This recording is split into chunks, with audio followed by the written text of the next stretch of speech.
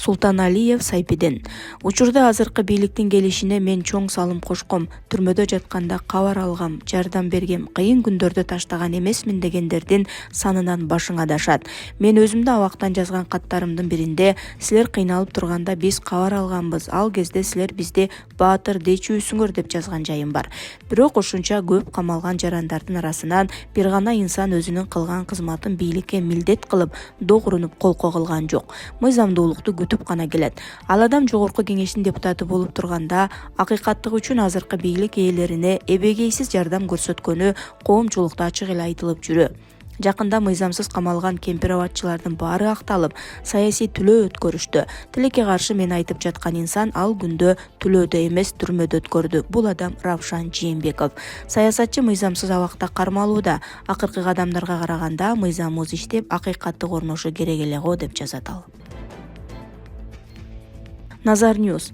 Кыргыз саясатында эски малдын көзүндөй болгон 7 жыл мурун жөргөлөп кеткен жөргөмүштүн изин билген Өмүрбек Текебаев жогорку кеңештин төрагасы Марлен Маматалиевдин Германиядагы сапарына байланыштуу пост жазып, Маматалиев да өзү да 45 жашында парламенттин башына келгенин белгилеп, курагыбыз бир болгону менен биз эки башка тарыхый доордо, эки башка саясий кырдаалда шайландык. Мен удачный госперевороттон кийин шайлансам, Марлен неудачный перевороттон кийин шайланды деп жазганы талаш-тартыштын чордонуна түштү.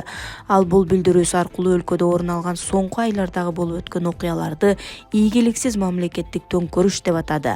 Бир караганда бул жөн гана саясий баа сыяктуу угулушу мүмкүн, бирок сөздүн төркүнүнө үңүлсөк, жоопкерчиликсиз жана куйтулук менен айтылган өтө кооптуу коңгуроонун үнү угулат.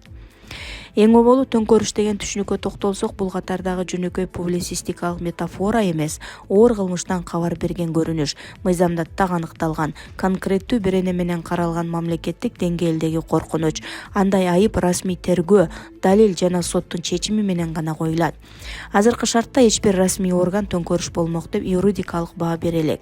Демек тасыккан саясатчы дипломаттын деңгээлиндеги адамдын мындай сөздү колдонушу атайлап коомду адаштырууга багытталган. Зээриккенден айтылган тамаша эмес. Күлгөндүн билгени бар дегендей, анын жылаандын башын кылтыйтып жатканын, уйкусунан чоочубой конуп түшүн айтып жаткандай жорук катары баалоого болбойт.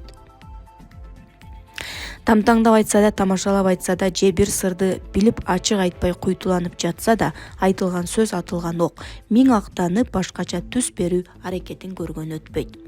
Текебаев ким? Ооз жөнөкөй блогер, жоопкерчиликсиз активист эмес. Ал Кыргызстандын Германиядагы бакыйган элчиси, башкача айтканда мамлекеттин жүзү.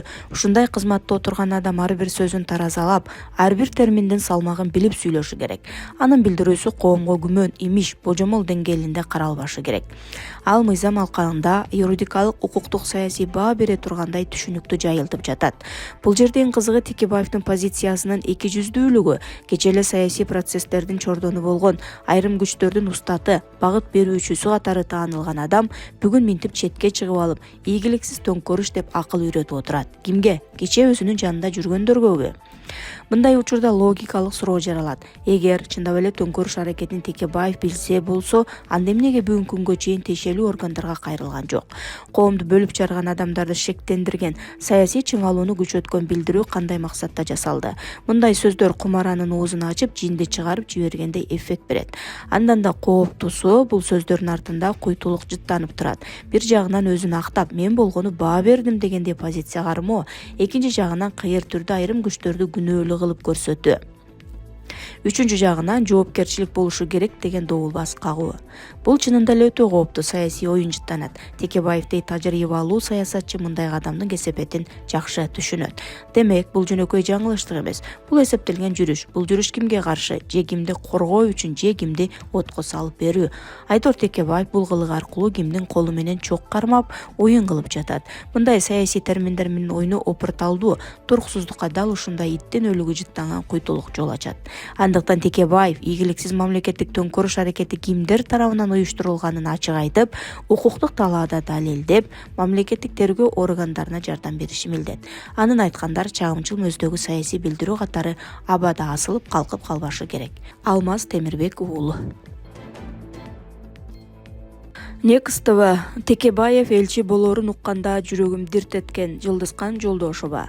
Саясатчы Жылдызкан Жолдошова журналист Эрнис Кыязовдун YouTube каналына берген маегинде Кыргызстандын Германиядагы элчиси Өмүрбек Текебаев кезинде Садыр Жапаров, Камчыбек Ташиев жана Талант Мамытовду камоону Алмазбек Атамбаевдин талап кылганын билдирди.